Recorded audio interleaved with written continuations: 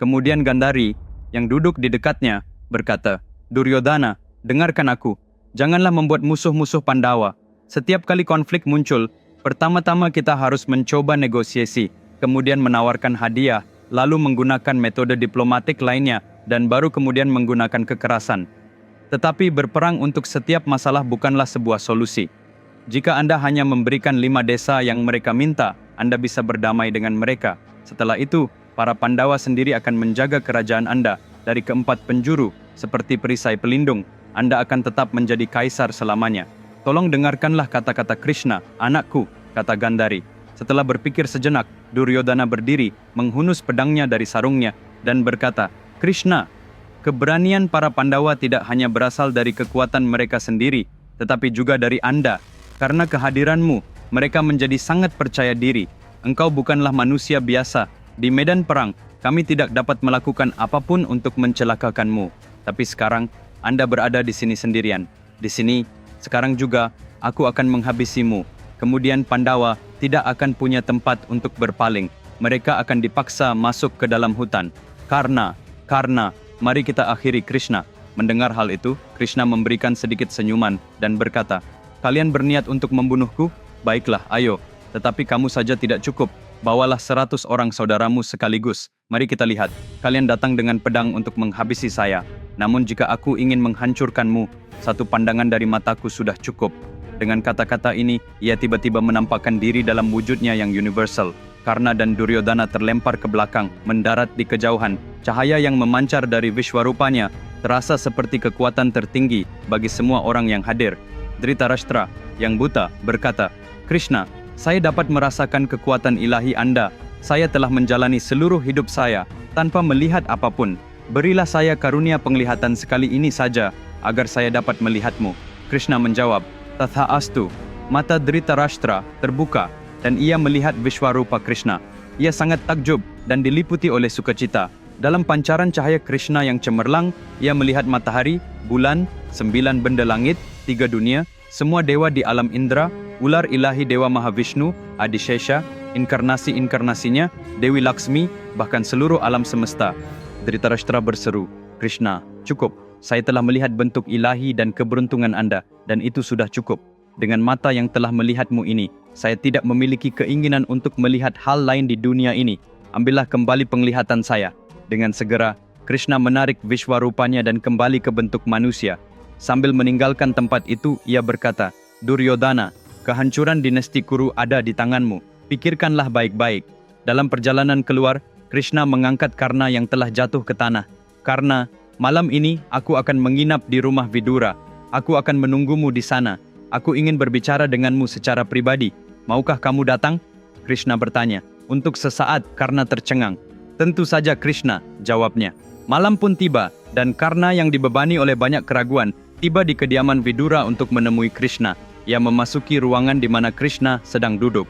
Krishna, saya tidak bisa menebak mengapa Anda memanggil saya ke sini. Jika utusan Anda ke Duryodhana gagal, Anda selanjutnya akan berbicara dengan Bhishma, Dronacharya, atau Kripacarya.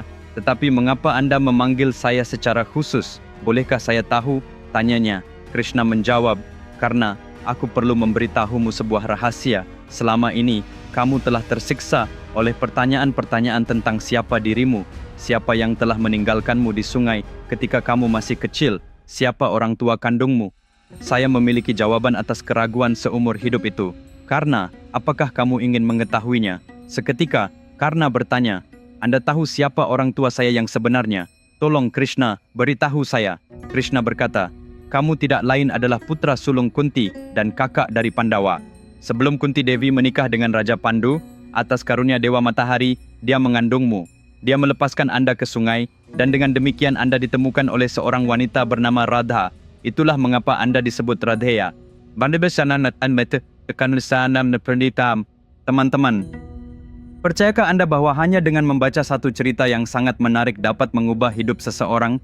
Percayakah Anda bahwa jika Anda membacakan cerita tersebut kepada anak-anak Anda, mereka akan mempelajari semua nilai yang mereka butuhkan? Percayakah Anda bahwa untuk masalah apapun, apakah Anda mengalaminya sekarang atau akan menghadapinya di masa depan hanya dengan membaca satu cerita saja dapat memberikan solusi? Itu mungkin hanya dengan kisah epik terbesar yang pernah diceritakan dalam sejarah umat manusia, Mahabharata. Kisah ini 100 kali lebih luar biasa daripada sebuah filem yang sangat terkenal. Ini adalah sebuah tantangan.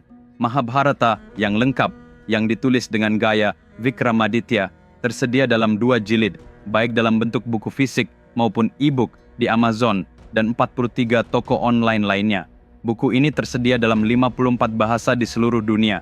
Saya telah membagikan tautan pembelian dalam deskripsi video di bawah ini. Segera pesan sekarang juga, karena ini bukan hanya sebuah buku, ini adalah perpustakaan kebijaksanaan yang dibutuhkan hidup Anda. Segera karena bertanya, Krishna, apakah yang kau katakan itu benar? Apakah Kunti tahu bahwa aku adalah anak yang dia tinggalkan di sungai? Krishna menjawab, sejak pertama kali ia melihatmu, Kunti mengenalimu sebagai anaknya. Tetapi sebelum ia dapat berbicara, kamu telah menjadi sahabat tersayang Duryodhana. Mendengar hal ini, karena berlutut dan menangis, tidak ada seorang pun di dunia ini yang semujur saya. Dosa apa yang telah saya lakukan, Krishna? Ketika di dalam pertemuan akbar itu, orang-orang menghinaku, menanyakan siapa ayah dan ibuku, mempertanyakan kelayakanku. Ibuku sendiri hanya bisa terdiam, semua itu untuk melindungi kelima putranya.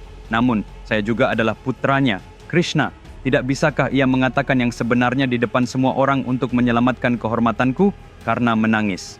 Setelah menyeka air matanya, ia bertanya, Krishna, kamu telah mengetahui kebenaran ini selama bertahun-tahun, tetapi tidak pernah mengatakannya kepadaku. Mengapa baru sekarang kau beritahukan kepadaku? Krishna menjawab, karena ini adalah kesempatan terakhir saya untuk menghentikan perang Kurukshetra. Pada titik ini, jika bukan karena Anda, bahkan saya tidak dapat mencegahnya.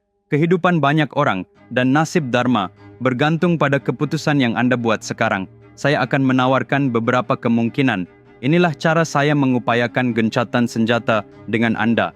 Jika apa yang saya tawarkan menarik bagi Anda, hidup Anda akan berubah. Anda akan menjadi kaisar dari seluruh bumi. Para Pandawa akan menjadi pelayanmu. Anda akan menjadi lebih kaya dari Kubra sendiri. Anda akan mendapatkan kekuatan untuk memerintah para dewa. Dengarkan baik-baik apa yang saya katakan. Krishna melanjutkan, karena jika Anda setuju, saya akan segera berbicara dengan Kunti Devi agar seluruh dunia tahu bahwa Anda adalah putranya.